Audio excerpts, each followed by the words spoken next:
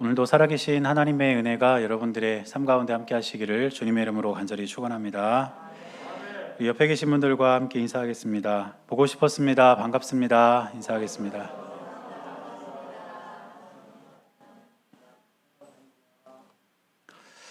여러분 한 주도 잘 지내셨죠?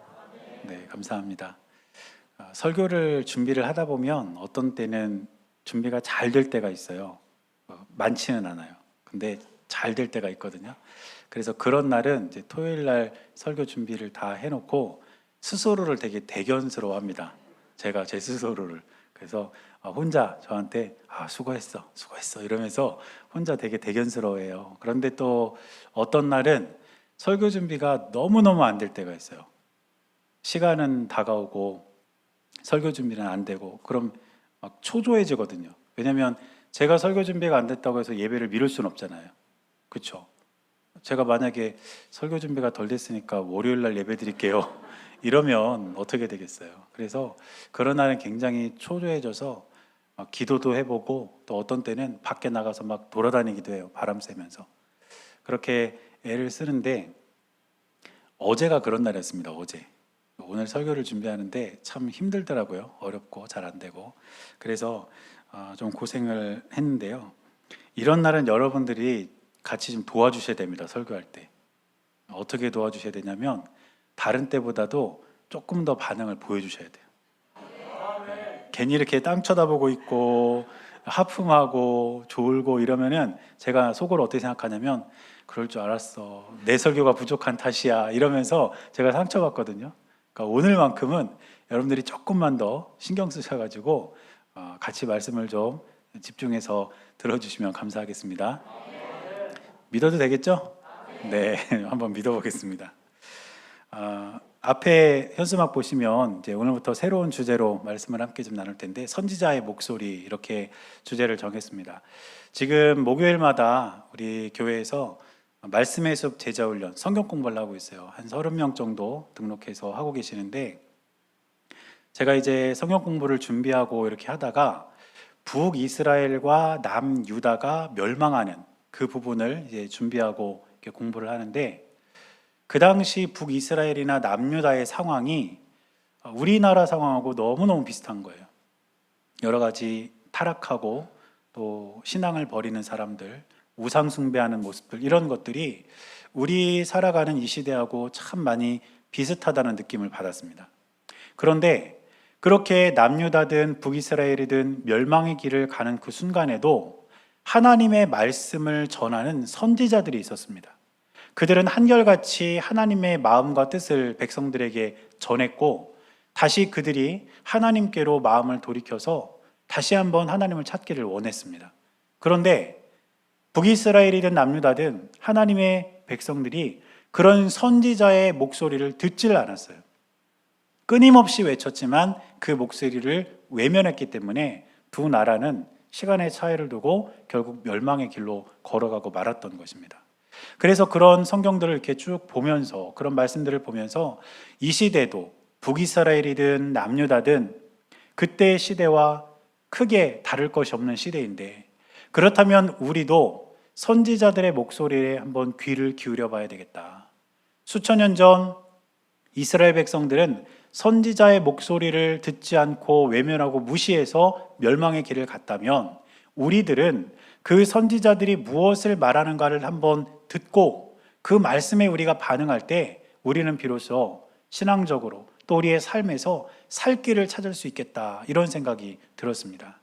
그래서 이제 오늘부터 12주 동안 매주 한 명의 선지자씩 우리가 한번 살펴보면서 그 선지자가 전했던 목소리, 그 메시지의 핵심적인 내용들을 함께 좀 살펴보려고 하는데 특별히 호세아부터 말라기까지 12명의 선지자를 우리는 소선지자라고 합니다. 그런데 우리가 이 소선지자에 대해서는 그렇게 많이 다뤄보지 않은 것 같아요. 예레미야나 이사야 같은 성경 안에 분량이 많이 들어있는 그런 선지자들은 우리가 예배 때 또 성경 공부 때 많이 다루었지만 이 소선지자들은 크게 다루지 않았던 것 같은 그런 생각이 들었습니다. 그래서 이번 기회에 12명의 소선지자들을 한 분씩 한 명씩 이렇게 알아가면서 그들이 전한 메시지를 우리가 듣고 그 목소리를 우리가 듣고 우리가 그 목소리에 반응할 수 있는 저와 여러분들이 되었으면 좋겠습니다. 그래서 오늘은 첫 시간이라서 이제 호세아를 통해서 함께 말씀을 좀 나눌 텐데, 이 호세아는 어떤 사람이냐면 북이스라엘에서 활동한 선지자입니다.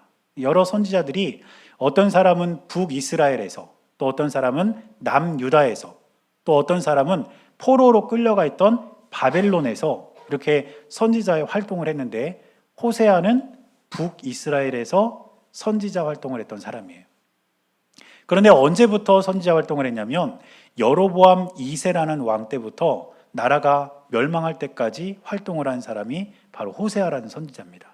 그런데 북이스라엘의 전성기, 그 나라가 가장 강력했던 때가 언제냐면 바로 호세아가 활동을 시작했던 여로보암 2세 때였습니다. 이 여로보암 2세의 왕은 굉장한 리더십을 가지고 그 나라를 든든히 세웠는데요. 이 나라는 그 당시에 정치적으로 안정이 되어 있었어요. 그리고 군사력도 굉장히 강해서 주변의 나라들이 함부로 이 나라를 넘볼 수가 없었습니다. 그리고 또 문화는 굉장히 화려하게 꽃을 피웠던 그런 시대가 바로 여로보암 2세 때예요. 그러니까 이때 북이스라엘은 찬란하고 화려하고 누가 봐도 부러울 만한 그런 나라를 이루고 있었던 것입니다.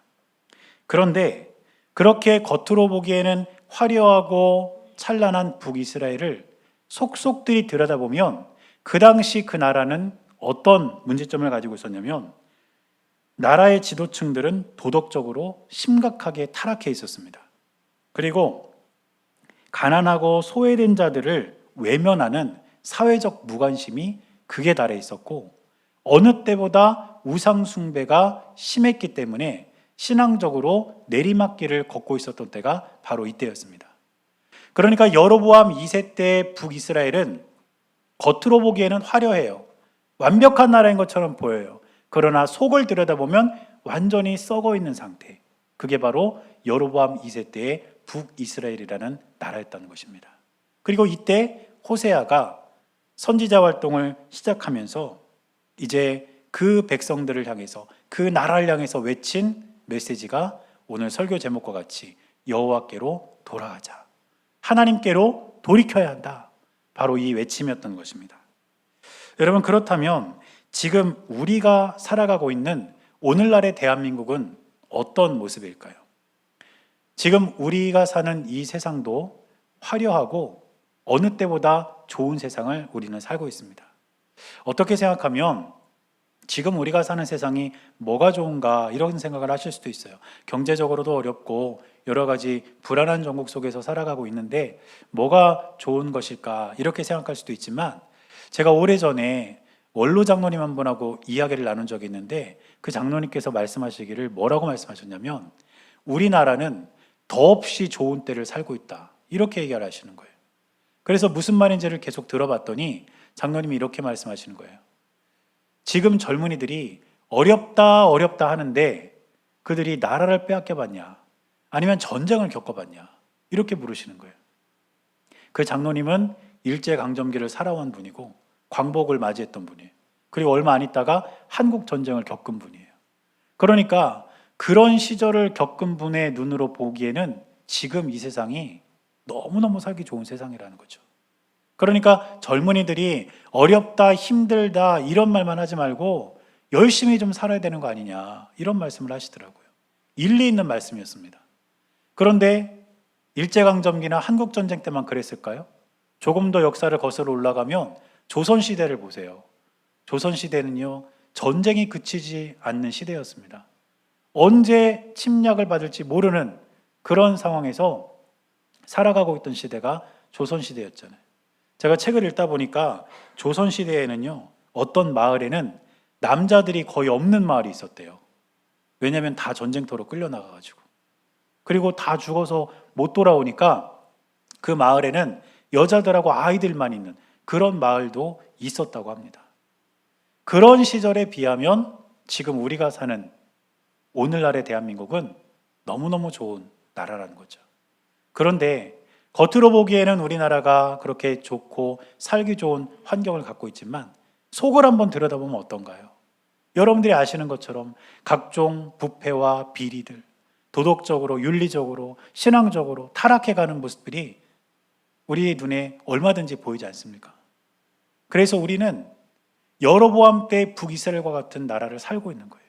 겉으로 보면 살아가기 좋고 화려하고 세계 경제 대국이라고 말하는 대한민국에 살고 있지만 그 속을 들여다보면 도덕적으로, 윤리적으로, 신앙적으로 끝도 없이 미끄러지고 있는 이 시대를 저와 여러분들이 살고 있다는 겁니다. 그래서 저와 여러분들에게도 오늘 호세아와 이스라엘 백성들이 외친 이 외침이 필요한 겁니다. 여호와께로 돌아가자. 하나님께로 돌아가야 한다.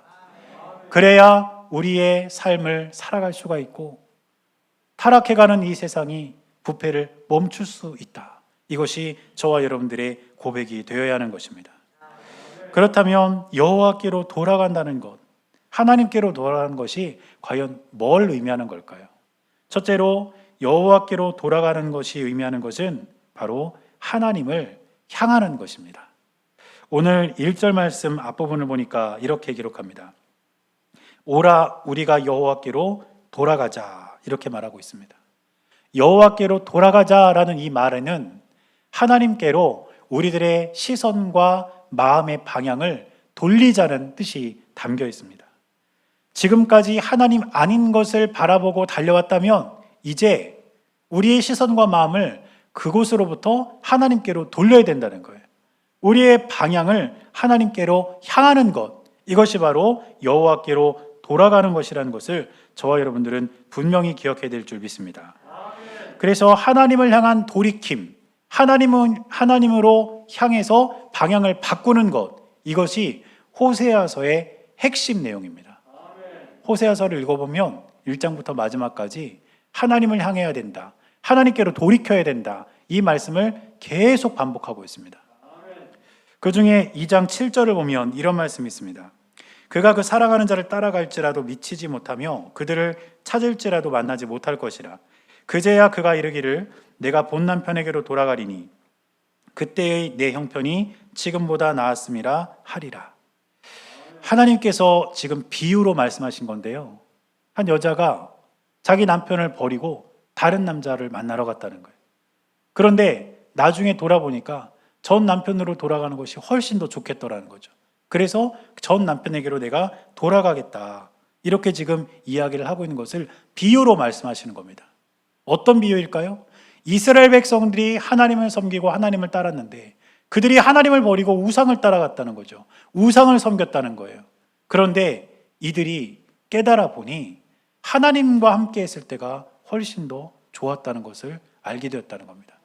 그래서 하나님께로 돌아가야 된다, 하나님께로 다시 그 삶의 방향을 돌려야 된다, 이렇게 지금 말씀하고 있는 것입니다.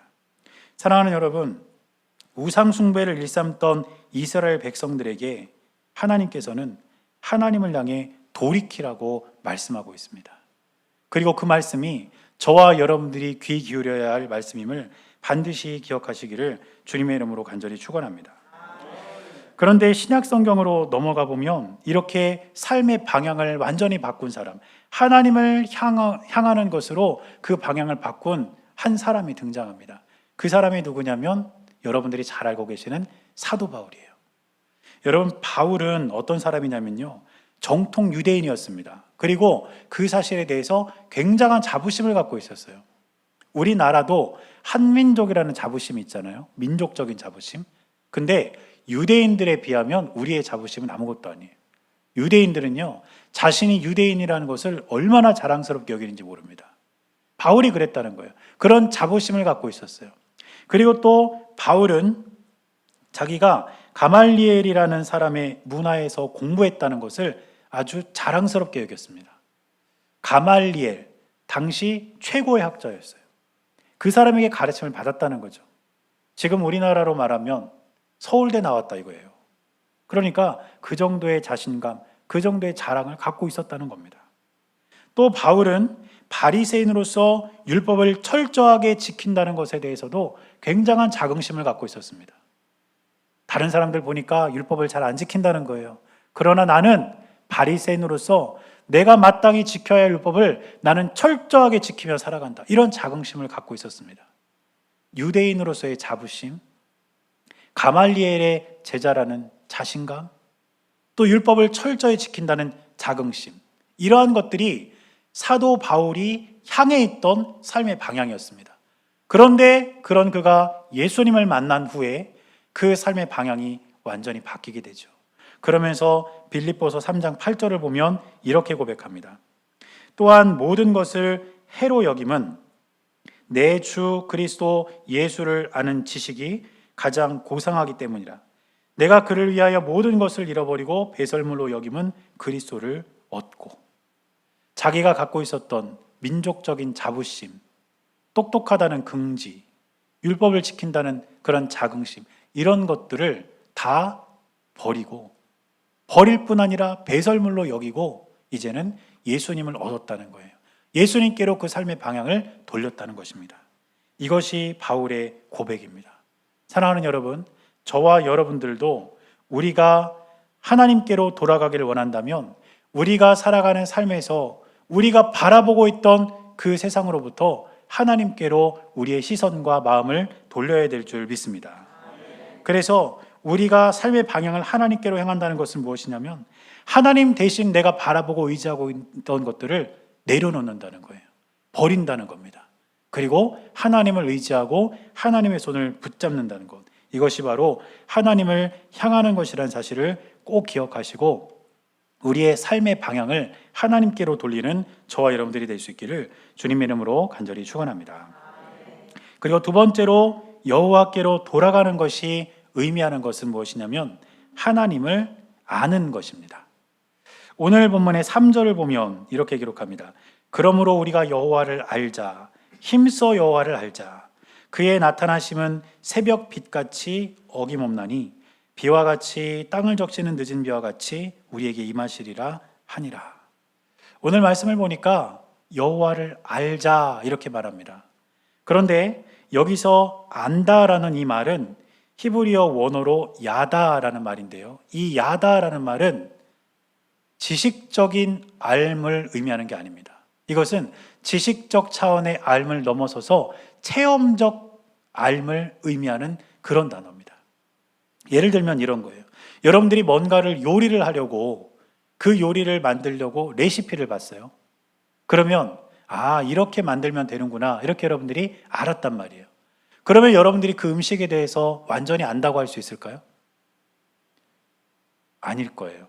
물론 그 음식을 만드는 방법을 레시피를 통해서 여러분들이 익혔지만 단지 그것을 어떻게 만드는지 안다는 것으로 그 음식을 완전히 안다고 말할 수는 없습니다. 그러면 그 음식을 완전히 알려면 어떻게 해야 될까요? 그대로 음식을 만들어 봐야 되는 거예요. 직접 만들어 보고 만든 음식을 먹어도 보고 맛을 보고 이래야만 그 음식을 내가 안다라고 말할 수 있는 거죠. 야다라는 말이 바로 그런 겁니다. 하나님을 안다는 것은 우리가 성경을 읽고 하나님은 사랑의 하나님이구나, 하나님은 기적의 하나님이구나 이런 식으로 지식적으로 아는 것으로만 그치는 것이 아닙니다. 하나님을 안다는 것은 하나님의 사랑, 하나님의 기적, 하나님의 은혜를 내가 체험적으로 아는 것, 그것이 바로 하나님을 아는 진정한 알미라는 것을 기억하셔야 합니다. 따라서 우리는 하나님의 말씀을 읽고 듣고 그 말씀을 살아냄으로써 우리가 지식적으로만 하나님을 아는 것이 아니라 체험적으로, 경험적으로 하나님을 알아가는 저와 여러분들이 될 수 있기를 간절히 바랍니다. 그런데 우리가 하나님을 알아가려면 그냥 있으면 하나님을 알 수가 없어요. 어떻게 해야 되냐면 노력을 해야 됩니다. 우리가 무엇인가에 좀 관심이 있고 무엇인가를 좀 배워보고 싶을 때 그때 우리는 그것에 대해서 노력을 하지 않나요? 운동이든 뭐든 간에 우리가 뭔가에 관심이 생겨서 그것을 좀 알고 싶으면 그걸 알기 위한 노력을 당연히 하게 되죠. 어제 우리 남선교회 그 중심으로 해서 족구 모임이 있었어요. 다른 교회하고 같이 이렇게 경기도 하고 그렇게 모임을 했는데 그 전에 우리 회장님이랑 여러분들이 저한테 그러더라고요. 목사님도 꼭 오셔야 된다고. 그게 무슨 뜻이겠습니까? 와서 해야 된다 그거예요. 해야 된다. 근데 저는 이렇게 족구를 많이 해보질 않았어요. 군대에 있을 때 조금 해본 정도지. 그래가지고 제가 일주일 동안 노력을 했습니다. 어떻게 하면 족구를 잘할 수 있을까? 서브 넣는 방법, 공 받는 방법, 몇 명이 족구를 하는 건지 이런 것들을 제가 물어도 보고 좀 이렇게 알아봤어요. 노력을 했다니까요. 족구에 대해서 알고 싶어가지고. 그래서 이제 어제 제가 가가지고 처음엔 숨어 있었어요. 안 보이는데. 그랬는데 밑에서 이제 한 게임 하시더니 아니나 다를까 찾더라고요. 목사님 어디 있냐고. 그래가지고 이제 제가 족구를 하러 내려갔어요. 그 족구장으로. 그래가지고 이제 족구를 했습니다. 어땠을 것 같으세요? 아, 정말요? 막 새처럼 날아다녔을 것 같으세요? 네. 진실은 어제 오신 분만 알아요. 근데 족구하면서 저에게 말씀이 하나 떠오르더라고요. 마음은 원이로되 육신이 약하여. 네, 이런 말씀이 떠올랐는데 네, 하여튼 그랬어요. 뭔가를 내가 관심 갖고 알고자 하면 노력해야 됩니다. 여러분, 우리가 하나님을 알고 싶다면 여러분 노력하셔야 돼요. 그냥 있으면 하나님을 알아지는 것이 아니란 겁니다. 그런데요, 하나님을 알기 위해서는 다양한 방법들이 있습니다.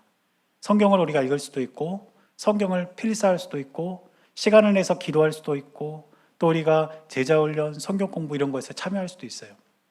방법은 많아요. 그런데 문제는 뭐냐면 과연 내가 하나님을 알기 위해서 얼마만큼이나 노력을 하고 있는가? 바로 이거죠.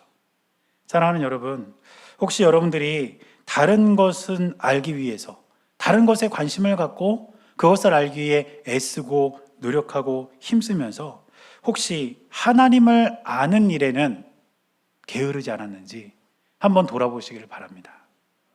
그리고 바라기는 여러분들이 하나님을 알기 위해서 애쓰고 노력한다면 하나님은 지식적 차원의 알미 아니라 경험적 차원의 알므로 여러분들의 삶 가운데 은혜를 주실 줄 믿습니다.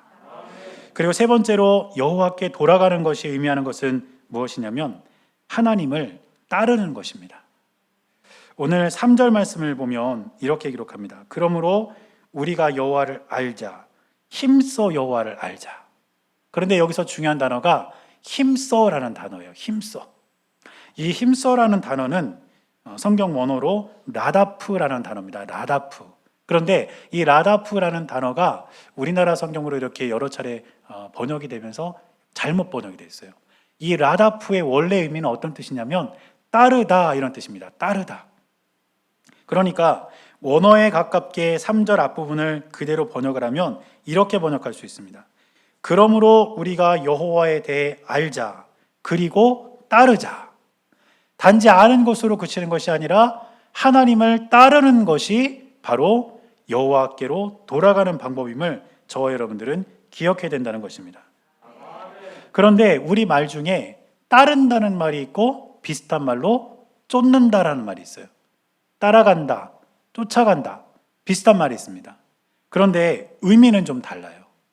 쫓아간다는 것은 어떤 의미냐면 허겁지겁 뒤에서 뛰어간다는 뜻이에요. 앞에 가는 사람 뒤에서 허겁지겁 막 이렇게 뛰어가는 게 그게 바로 쫓아가답니다. 그런데 따라가다는 어떤 뜻이냐면 신중하게 밟아간다 이런 의미가 있어요. 앞에 가는 사람이 걸어간 그 발자국을 보면서 신중하게 그 발자국 위에 내 발자국을 포개면서 하나씩 하나씩 밟아가는 것. 그것이 바로 따라간다는 것입니다. 여러분, 앞에 가는 사람을 뒤에 가는 사람이 따라가면 어떻게 될까요? 발자국은 하나가 됩니다. 두 사람의 삶은 하나의 삶이 된다는 뜻이고 뒤에 가는 사람은 앞에 가는 사람의 삶과 같은 삶을 살아가게 된다는 뜻입니다. 이게 바로 따라가는 거예요. 그러므로 저와 여러분들이 여호와께 돌아가기 원한다면 하나님을 따라가야 합니다. 하나님의 발자국에 여러분들의 발자국을 포개셔야 돼요. 그대로 그 발자국을 밟아가야 됩니다. 이렇게 하나님을 따른다는 것은 결국 이 땅에 구세주로 오신 예수님께서 가신 길을 따른다는 것 아니겠습니까? 그렇다면 우리가 예수님을 따른다는 것은 그 예수님께서 걸어가신 발자국에 저와 여러분들의 발자국을 포개는 것입니다. 그래서 우리가 예수님의 인격을 닮아가고 우리가 예수님의 마음을 닮아가고 우리가 예수님의 언어를 닮아가는 것 바로 그것이 예수님을 따라가는 것, 예수님의 삶에 우리의 삶을 포기하는 것이라는 것을 꼭 기억하시기를 바랍니다. 이처럼 이스라엘 백성들은 하나님께로 돌아가자는 거창한 슬로건을 가지고 외쳤습니다. 그런데 이스라엘 백성들이 하나님께로 완전히 돌아갈 수 있었을까요? 호세아 7장 10절을 보면 성경은 이렇게 기록합니다. 이스라엘의 교만은 그 얼굴에 드러났나니 그들이 이 모든 일을 당하여도 그들의 하나님 여호와께로 돌아오지 아니하며 구하지 아니하도다. 이스라엘 백성들은요, 실패했어요. 여호와께로 돌아가자, 하나님께로 돌아가야 산다, 이렇게 외치면서도 결국 그들은 하나님께로 돌아가질 않았습니다. 그래서 그들은 멸망의 길을 갔어요. 그렇다면 여러분, 그때로부터 수천 년이 지난 오늘, 어쩌면 북이스라엘과 비슷한 그런 삶을 살아가는 저와 여러분들은 여호와께로 돌아가라는 이 말씀이 단지 슬로건으로, 단지 외침으로만 그쳐서 되겠습니까? 우리가 이 외침을 외치면서 저와 여러분들은 이것이 단순한 구호에 그치지 않도록 우리의 삶을 다해 하나님께로 돌아가야 될 줄 믿습니다.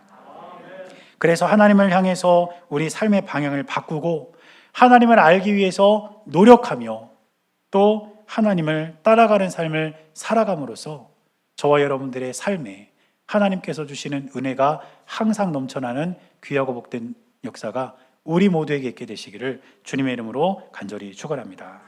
기도하겠습니다. 사랑하는 하나님, 우리가 타락한 세상 한복판을 살아가고 있는데 우리가 이 세상에 물들지 않게 하시고 하나님께로 돌아서는 주의 자녀들이 되게 하여 주옵소서.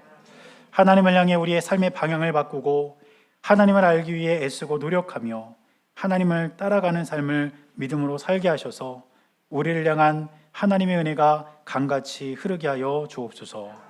우리 주님께서 함께하여 주실 것을 믿으며 살아계신 예수님의 이름으로 간절히 기도드렸습니다. 아멘.